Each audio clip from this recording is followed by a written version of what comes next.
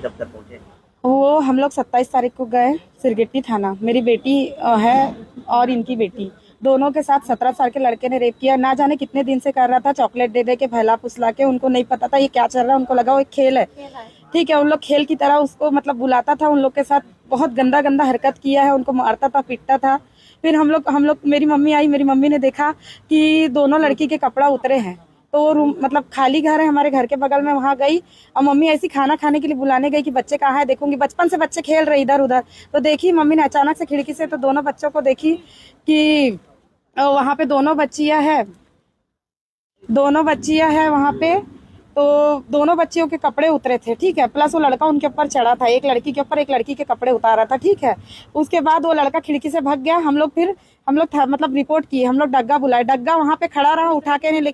दूसरे दिन डग्गा बुलाए, फिर हम लोग ना, वो भाग गया, नहीं था, फरार हो गया। दूसरे दिन फिर दिखा ना, हम लोग तुरंत फोन किए, पुलिस वालों को बुलाए।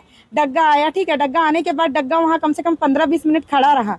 डग्गा को तुरंत ले जाना चाहिए था, आरोपी को नहीं लेके गए। वहां पे कॉम्प्रो कर रहे थे पैसे के लिए, मतलब वहां पे बोल रहे थे कि, तो उसकी माँ बोल रही थी 10,000 दे रही, 20,000 दे रही। मैं बोली अगर उठा के नहीं लेके गए ना तो इस लड़के को यहीं पे खत्म कर दूंगी, मैं बोली। उसके बाद हम लोग पुलिस स्टेशन गए, वहां पे टीआई अभय सिंह और संतोषी और त्रिपाठी, ये तीनों मिले भगत था इन लोग का। इन लोग सब जन खड़े हो गए, हम लोग को धक्का मार के निकाल दिए। आरोपी की माँ को एकदम प्रोटेक्शन दे रहे हैं, आरोपी को एकदम मस्त कूलर में बैठाया जा रहा है, वो भी त्रिपाठी के कैबिन में।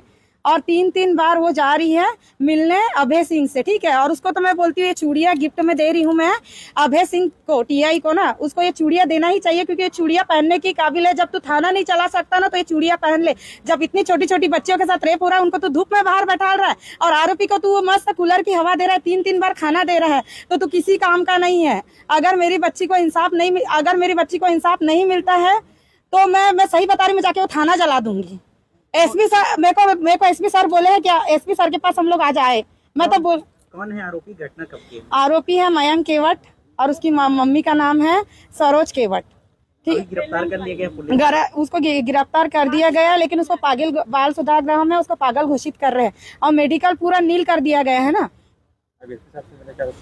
एसपी साहब बोले हैं कि मैं दोबारा से जांच करूंगा, आपको न्याय मिलेगा जरूर। क्या चाहते हैं आप लोग? मैं चाहती हूँ उस लड़के को या तो फांसी दे या तो उम्र कैद दे, वो छूटना ही नहीं चाहिए। और जो एक केस किया है ना, मैं चाहती हूँ 2 केस बने, 2 रिपोर्ट बने, और छूटना नहीं चाहिए। जो बच्चियों के साथ गलत हुआ है ना, और संतोषी क्या बोलती है, गलत नहीं हुआ है, छेड़छाड़ हुआ है, तो मेरी बच्ची, मेरे को पता है ना उसका हालत कैसा है, क्या है। 2 बच्चियों के साथ घटना हुई है, लेकिन FIR एक ही दर्ज, एक ही किया है संतोषी ने, एक ही में दोनों का नाम डाल दिया है। और संतोषी और त्रिपाठी और अभय सिंह, ये तीनों पैसे खाए हैं ना, तीनों। आपको दबाव बना रहे हैं तो बता। हाँ, समझौता के लिए दबाव बना रही है संतोषी, त्रिपाठी और अभय सिंह। पहले ही पैसा खा लिया है। अब और रात में पता है बच्ची लोग को 11 बजे मेडिकल से ला रहे। बताओ आप, कौन से बच्ची का 11 बजे रात को मेडिकल होता है? तो प्रकरण दर्ज है। बच्ची छोटी बच्ची है, उसके साथ नाबालिग लड़का जिसकी एज 13-14 साल है, और उसने ऐसी रिपोर्ट आई है कि उसके साथ दुष्कर्म किया है।